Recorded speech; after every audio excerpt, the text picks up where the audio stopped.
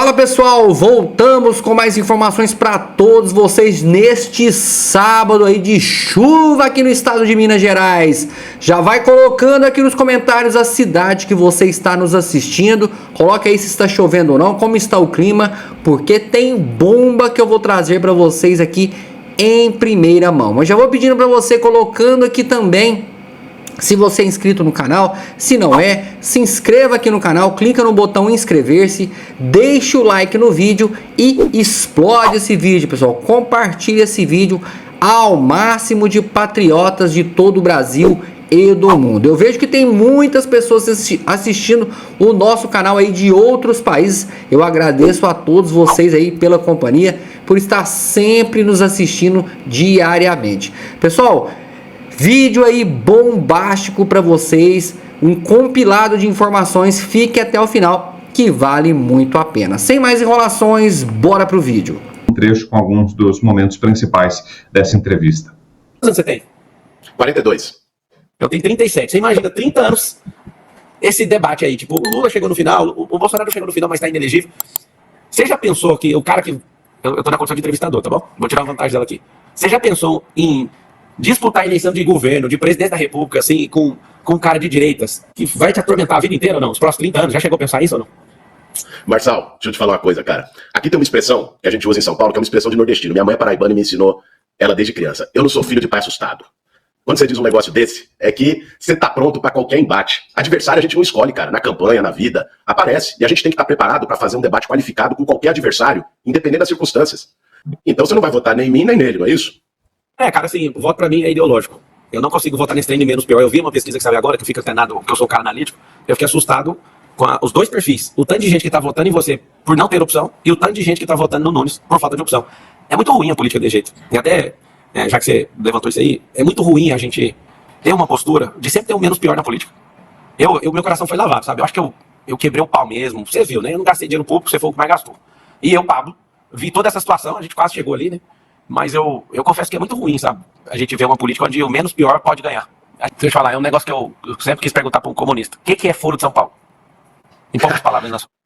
O Foro de São Paulo foi uma entidade que se formou com vários partidos e organizações de esquerda da América Latina, chama Foro de São Paulo, que a primeira reunião foi em São Paulo, aqui, para discutir a atuação comum, como a direita tem, os seus organismos internacionais, sei lá, o CEPAC, né? Tem uma conferência aí que a direita faz. É natural, cara, que numa democracia, tanto os partidos de esquerda se juntem para discutir em comum, como os partidos de direita se juntam. Isso é o Foro de São Paulo.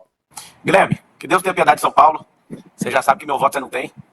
E foi respeitoso, eu já disse aí. Que Deus abençoe São Paulo, que as pessoas estejam iluminadas, que vocês não desanimem na hora de votar. Vou falar mais alguns poucos minutos aqui que eu vou dar uma aula. Também sou professor, eu tenho uma aula para dar agora em seguida. Já que o Ricardo não vai aparecer, eu vou ligar no celular do prefeito. Se ele não atender, eu e o Guilherme, a gente foi o único candidato da disputa dos 6, 7 primeiros ali que eu nunca chamei no WhatsApp, nunca tive conversa com ele. Isso aqui para mim é novo, tá entrevistando ele, para vocês entenderem. O Brasil precisa de diálogo. O Brasil precisa de perguntar de fato, né, as pessoas, não precisa ter esse rancor, essa raiva na política. O Boulos, ele já sabe que meu voto não tem, e o Ricardo, por não aparecer, também não tem meu voto, né? Então, eu coloquei algumas condições lá, eu liberei o eleitorado para fazer o que bem entender. Eu não sou dono dos votos, as pessoas confiarem em mim no primeiro turno e elas, né, cuidam da própria vida a ponto de saber o que elas podem fazer. E aí, Jorge Serrão, qual balanço, Serrão, desse evento de hoje, dessa live? Pelo menos o que eu estou vendo aqui nas redes sociais é de lado a lado, que os dois saíram meio chamuscados, né? O Pablo Marçal criticado por muita gente por dar espaço ao Boulos, o Boulos criticado pela própria militância por dialogar com alguém como o Pablo Marçal. Parece que foi o tal do ganha-ganha, parece que esse foi o perde-perde, será, Serrão? Com todo jeitinho disso. Tem aquela máxima de que um acordo é bom quando é legal para ambas as partes. Essa sabatina, ela foi uma porcaria em seu conteúdo e uma droga para ambas as partes. Foi muito ruim para o Pablo Marçal e para o Guilherme Boulos. Você olhava os comentários, eu perdi hoje 1 hora do meu dia vendo isso e eu fiz questão de assistir por um site da turma do PT, que é para eu poder ver o que eles estavam falando lá.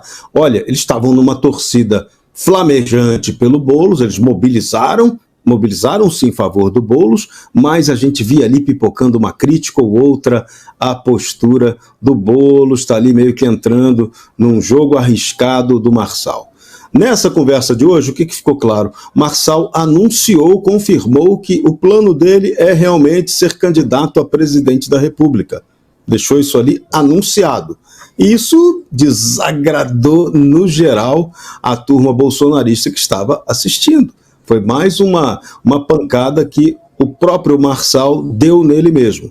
E o fato de não ter tido ali uma contundência maior, por acordo que fizeram antes de fazer essa sabatina, para um bater no outro, Boulos e Marçal foram personagens que não combinam com a realidade de ambos. Ambos são de ofensiva. E hoje pareciam duas pessoas assim, muito calmas, muito tranquilas, um perfil assim de quem estava concorrendo para a presidência do céu, só que vestido de demônio.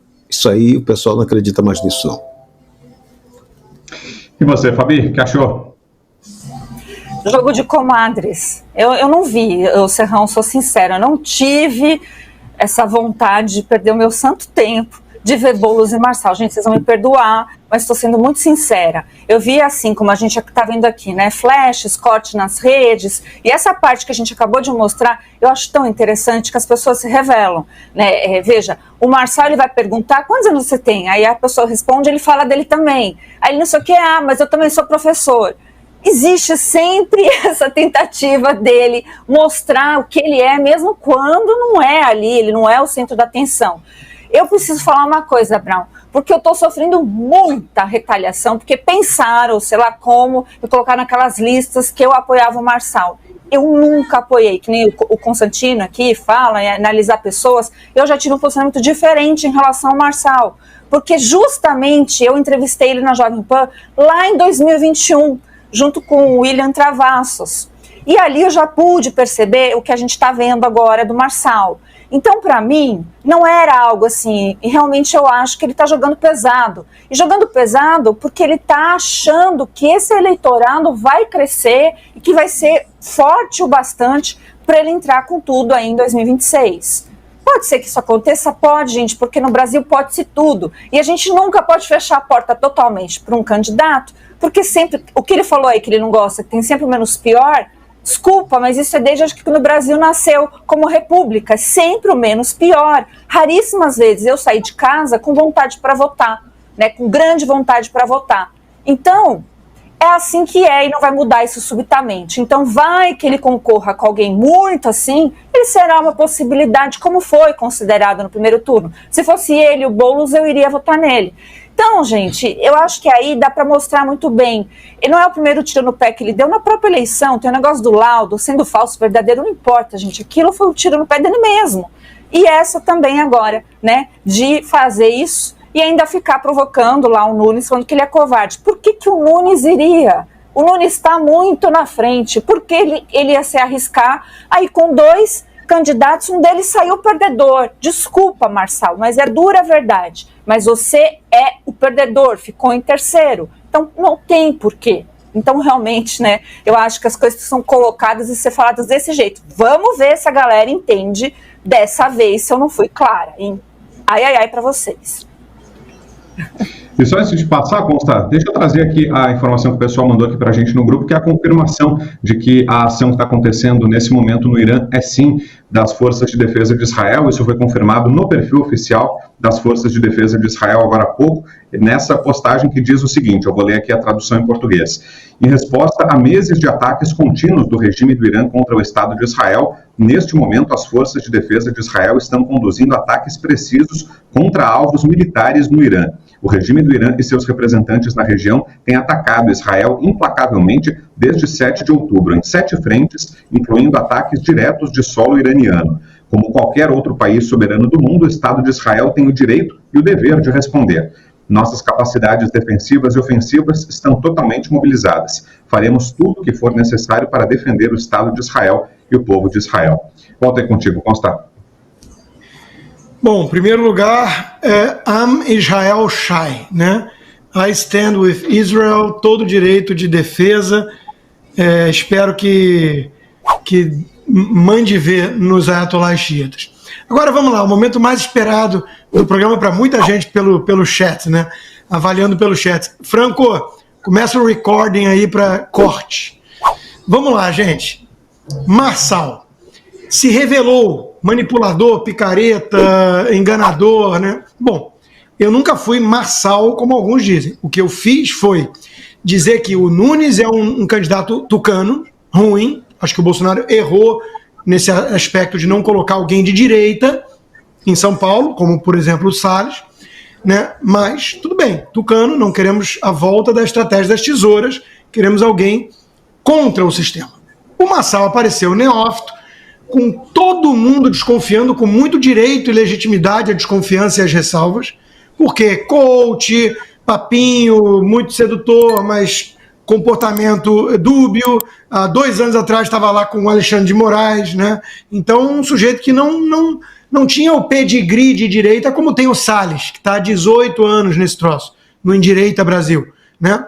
Então, falamos, olha, o fenômeno antissistema está vivo. O Marçal chegou sem partido, chegou sem TV, sem recurso, e teve a mesma votação dos outros dois. 28, 29, mesma ordem de grandeza. Isso é um fenômeno impressionante, porque ele adotou a narrativa que a direita queria. Então, veja só, e mesmo assim, com muita gente desconfiando dele, com toda a razão, como eu coloquei, sempre, pode pegar todo o Bradock Show. Sempre falei, todo mundo tem direito de desconfiar desse cara. Mas o discurso está bonito, está chacoalhando o circo, chamando comunista de comunista. Foi ou não foi? Essa foi a análise. E por esse fenômeno e essa postura, ele teve 28%, mesmo dando um tiro no pé, com esse negócio do laudo. Não fosse isso, talvez fosse ele e o Boulos hoje no segundo turno. Talvez. E o tucano, apoiado pelo Bolsonaro e pelo Tarcísio, acima de tudo, estaria fora. Isso é um fenômeno impressionante que a gente tem que absorver, aprender, refletir. A Cris Gramel furando a bolha em Curitiba, por exemplo, sem partido, sem nada. Tá. Aí ele vai lá e quer ser educado, e democracia é diálogo com um comunista que ele esfrega a carteira de trabalho na cara. Um invasor de propriedade. Eu não quero ser cordial e ter um debate civilizado com o Dirceu. Eu quero prender o Dirceu e proteger minha carteira. Então, ele pareceu o Geraldo Alckmin, que diz que o Lula quer voltar à cena do crime. Quando alguém na Rede Morta perguntou, por que você mudou em relação ao Lula? Ah, aquilo lá é canelada de campanha.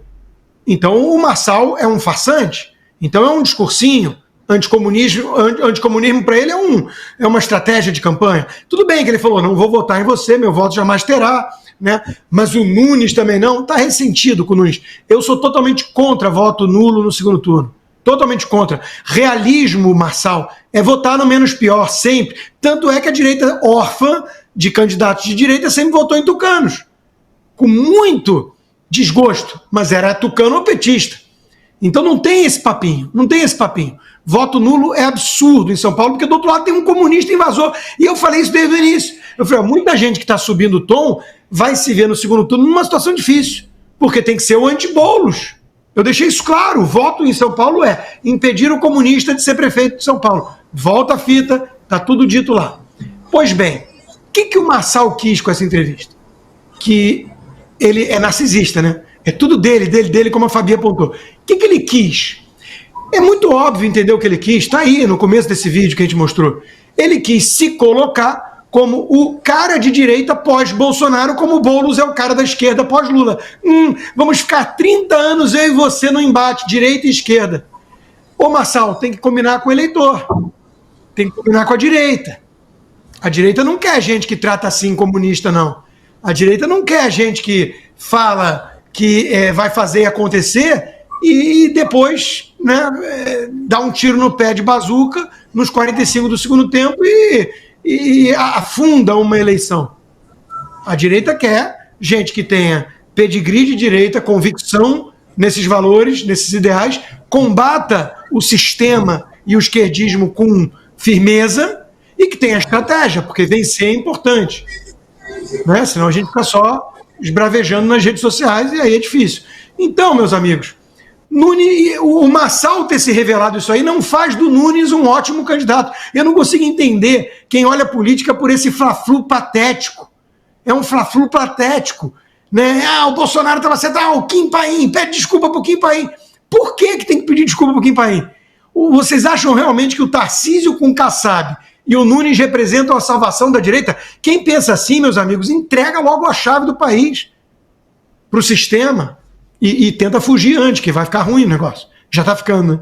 Então, o antissistema é um movimento de direita necessário no país. Não pode contemporizar com o STF, não pode ir para Gilmar Paluz elogiar os ministros do Supremo, como o Tarcísio fez. Não pode fazer isso, não pode. Hoje nós temos uma prioridade: restaurar a democracia no Brasil. Um cara, eu uso o Marçal como um exemplo a meu favor, um cara cheio de dúvidas, ex-coach, com pinta de picareta, faz um discurso bonito, peita os comunistas, esculacha os jornalistas militantes e consegue, mesmo com o tiro de bazuca no pé aos 45 do segundo tempo, chegar lá, embaralhar tudo com 28, 29, 29. Agora imagina o Salles, imagina o Marcel Van Hatten, se fosse paulista, a Cris Grammel. Agora imagina isso. Então não venham me dizer que isso é um argumento pró-Nunes e vamos tucanar, e é isso mesmo, e o Kassab não tem jeito. Não! É o contrário, é antissistema com gente firme e nas convicções antissistema, não com o Marçal. Esse é o ponto. Pois, Serrão, já te passo também, Fabi. A estratégia de hoje do Marçal ficou claríssima. Ele usou esse programa de hoje para se promover. Mas promover em que sentido? Ele anunciou que é candidato à presidência da República, certo? E aí, nessa que ele foi condescendente com o comunista e também seria condescendente com aquele que ele chamou de ladrão, que foi o caso do Nunes, isso aí está mostrando que ele poderia ser o quê? Aquele candidato de centro bonitinho que Gilberto Kassab está querendo para a próxima sucessão presidencial. Entendeu? Ele tentou se credenciar como esse personagem que não existe no Brasil. Aqui é o seguinte: ou você está a favor da bandalheira que está sendo praticada, ou você é contra ela. O centrinho não tem vaga para o centro, pelo menos nessa próxima eleição. Pode ser que em outra mais lá adiante tenha, mas para essa próxima não tem, não cabe esse candidato que estão querendo inventar. E Marçal, abusando da marquetagem, está querendo se credenciar para isso. É uma missão impossível. É mais fácil, se quiser uma candidatura à presidência com esse perfil, chamar Tom Cruise. Ele talvez seja mais categorizado para isso. E só antes de devolver, Fabi, deixa eu reforçar aqui o pedido por likes. Estamos aqui com 23 mil espectadores e só 6.200 curtidas. Então, cerca de um quarto aí, menos de um terço de telespectadores assistindo a gente e que curtiram, 6.200 curtidas só. Então, vamos subir esse número aí, gente. Contamos com você que está aí do outro lado, vai deixando likes. Você que está vendo pela televisão também, abre uma segunda tela, corre lá no canal do Braddock Show e deixe a sua curtida. Vai lá, Fabi. Eu preciso fazer, não sou advogada do canal do Braddock, mas eu preciso dizer algo. É importante que as pessoas observem o seguinte, que nós tivemos opiniões divergentes, como é o normal, né, de um país livre, do que a gente prega de verdade, que são as liberdades. Então, gente, não adianta também, a gente está vendo algo que me incomoda bastante, não sei se é orgânico ou não, mas o tempo dirá, de um ataque que parece premeditado, inclusive aqui ao canal Braddock. A gente sabe que para fazer esse trabalho aqui precisa de muita valentia. Então, eu precisava falar a respeito disso também, tá, gente? Porque, como vocês viram, a gente apoiava ou não apoiava de maneiras diferentes, mas sempre sobre o mesmo prisma, porque isso nos norteia inclusive os princípios, né? O pessoal tem nos chamado de direita pé na porta, umas coisas assim, bem pelo contrário, gente. Nós somos, acima de tudo, cristãos. Então, se nós somos cristãos, a gente não coaduna com o sistema de coisas erradas. E é preciso, sim, essa coisa de sempre ceder para ver, então, se algo melhora, a gente precisa relembrar que a nossa história é recente. O presidente Jair Bolsonaro ficou 4 anos no poder, sempre com a possibilidade de impeachment. Quanto foi cedido, infelizmente, porque teve a via do judiciário para fazer isso se tornar uma ameaça real em tempo integral dos 4 anos do presidente. Ele saiu do poder e agora é prisão. Veja, a ameaça é a mesma, os personagens são os mesmos. Então nós temos que realmente pensar como pessoas boas, em forma geral, que somos com defeitos, em saídas justas, éticas e morais para nós. Agora não me venha, gente, com argumento de gabinete, não me venha com argumento de gente que vai ganhar um cargo, seja na prefeitura, seja a manutenção aí de algum cargo no governo ou federal, ou governos estaduais. Não me venha com esses argumentos de marqueteiro tucanista, de que não é preciso negociar nada. O pessoal precisa entender uma coisa: todo político atualmente no Brasil quer ser o Jair Bolsonaro pela força popular que ele tem. Não ao contrário. O Bolsonaro já rompeu nesse sentido, porque ele foi um presidente sem partido, ele ficou sem partido, ele deu tchau para o PSL e continuou governando sem partido. Então, os caciques partidários, de uma forma geral, e esse tucanismo, que também está bem irritante, precisa entender que é o inverso. É o Bolsonaro que tem a força. É essa galera que tem que se adequar ao Bolsonaro e ao bolsonarismo, não o inverso. Então é isso que eu tenho chamado muita atenção em todos os meus comentários, e é isso que eu ainda priorizo. Por quê? Nesse sistema de coisas está muito claro. Eu não confio nesses novos aí que se apresentam, e esse joguinho aí, por exemplo, de Marçal e Kassab. Quem vai poder descartar? Eu jamais, tá? É bem a cara mesmo. Mas nós, brasileiros, precisamos sair disso, desse ciclo de derrota. Então, vou deixar bem claro esse posicionamento, porque sim, eu acho que a gente precisa ajudar, como população, como cidadão, a fazer esses caciques partidários entenderem que essa força popular, que é genuína, que o Bolsonaro tem, ela que deve pautar o debate e não o inverso. Pois bem, pessoal, e o Lula que cancela mais uma viagem após acidente doméstico. Vamos entender essa matéria aí do Lula. O presidente Luiz Inácio Lula da Silva recebeu liberação médica para retomar suas atividades em Brasília após sofrer um acidente doméstico. O incidente ocorreu no último fim de semana, demandando exames médicos para garantir que o presidente estivesse em condições adequadas de saúde para voltar à rotina de trabalho. De acordo com o boletim médico divulgado, Lula realizou exames no Hospital Sírio-Libanês para monitorar seu estado de saúde, que incluíram avaliações de traumatismo craniano e sangramento cerebral. Os resultados indicaram estabilidade em relação aos exames anteriores, permitindo que ele continue suas atividades na capital federal. Cancelamento de viagem à Colômbia. Em função do acidente, o presidente decidiu cancelar a sua participação na 16ª Conferência das Nações Unidas de Biodiversidade, a COP16, que ocorreria na terça-feira, dia 29, em Cali, na Colômbia.